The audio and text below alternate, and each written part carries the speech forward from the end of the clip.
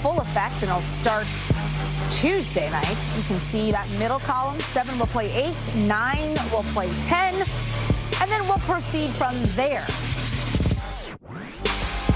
Hey, we're set for something special this postseason, but before the playoffs comes the play-in, and the picture in the East was a lot clearer down the stretch. Miami will host Atlanta in the 7-8 game, with the winner moving on to face Boston in the opening round. The loser will get one last shot at the final playoff seed and face the winner of the 9-10 elimination game between Toronto and Chicago. Meanwhile, the West was muddled and decided on the season's final day. The Lakers push for a top 6 didn't happen, but they do get to host Minnesota in the 7-8 game on Tuesday. The winner of that game gets Memphis. Same deal. The loser gets one more shot at a playoff position, taking on the winner of the 9-10 elimination game between New Orleans and OKC. Welcome to our play-in preview show to Bill Cream alongside Greg Anthony. And there's excited and then there's giddy, okay? Because I think I'm a little more giddy because I don't know if you agree, but there's been so much parity around the league this year. I got no clue what's happening in these playoffs or what's going to happen. I'm with you. And it's the first time in literally my lifetime where I didn't truly feel like I had any clue of how the Western Conference in particular is going to go. I mean, I wouldn't be surprised to see the 4 bottom-seeded teams, once we get through the play-in, actually win their series. I think we have that much parity. And I think that's exciting for the game and for the fans, and it creates a lot of anxiety for those higher-seeded teams. And then there's these teams like the Los Angeles Lakers. When you look at the Lakers and where they were at the beginning of the year to where they are now, incredible. Lakers taking care of business on the final day of the regular season. LeBron hitting 8 threes, 36 points, and a win over Utah.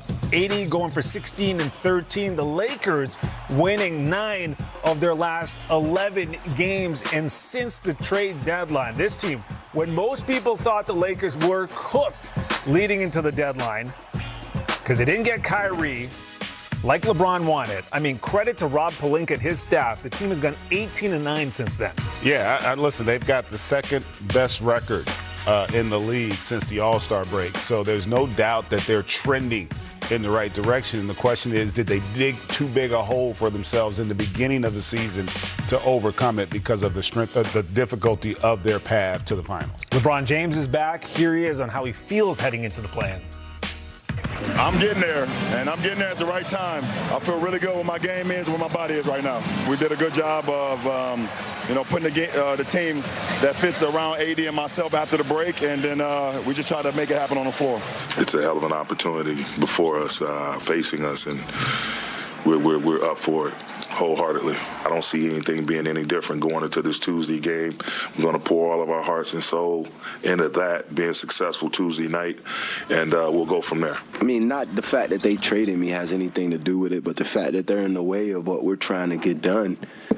I mean, that's all that really matters to me, honestly. It's a big game, and it matters. It dictates a lot, so just trying to get that win by any means. All right, Jay, how dangerous is this Lakers team considering LeBron says he's feeling pretty good heading into the play-in? Yeah, I think that's a message he's sending to the rest of that Western Conference, that they are going to be in this and the plan is to be in for the long haul. Listen, I think they're extremely dangerous in part because the revamped roster gives them the areas, it addresses the areas that they struggled in, right? They didn't shoot the ball particularly well. They weren't as good defensively as they needed to be. And I don't think they were nearly as versatile. This lineup gives them another primary ball handler, D'Angelo Russell. I think it takes a little bit of the pressure off of the playmaking of LeBron James. And if D'Angelo Russell, who should be pretty motivated going against his former 100%. team in the play-in game, continues to play at a high level, this is a dangerous team. You think about the bench now with Malik Beasley and Dennis Schroeder coming off and what they can provide. Jared Vanderbilt's been terrific for them in kind of as a glue guy. Rui Hachimura has played some good basketball. So they've got a good enough roster to be competitive. There's no doubt about it. But as the postseason has shown time and time again, you've got to also have some good fortune. You got to get a couple bounces to go your way when you're talking about having to win 3 consecutive 7-game series. So if they can handle their business against Minnesota and then get that 7 seed, that sets up for a heavyweight battle against the Memphis Grizzlies. Yeah, no doubt. But, hey, listen, Minnesota's been playing some great basketball. However, their last game of the season was, frankly, bizarre. because it was a game that they had to win. They beat New Orleans, which is huge in the standings, but then they lose Rudy Gobert in the process. Seen throwing a punch right there, Kyle Anderson during a timeout after the two had been exchanging words. So that was one thing right there. And then you got Jaden McDaniels punching a wall in the tunnel. This is a whole separate issue. Fractures his hand, their best perimeter player, as far as defenders are concerned, not available now. Kevin Garnett didn't seem to think the whole Gobert-Anderson thing was a problem, tweeting out, hey, nothing like a light scuffle to tighten up the screws before the playoffs. That's KG's mentality, though. What about Kyle Anderson? How do you think about this? Tempers just flared. That's all. It is what it is. We'll speak about it and move on. We grown men. It is what it is. It ain't the first time someone has swung on me. It is what it is.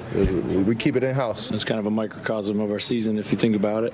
All the stuff that's kind of went on in that game. Veterans can get upset too, so I don't, want to be too hard on them, but obviously it's not something we're going to be able to tolerate here. Certainly immaturity, it's been one of our kind of issues all season, been immature at the wrong times. Probably points to why we're 3-9 or 3-10 against some of the teams that we should be better against. But those days are gone. We got to focus now on what we got and what we can move forward with. And I guess we play the Lakers, so head out there.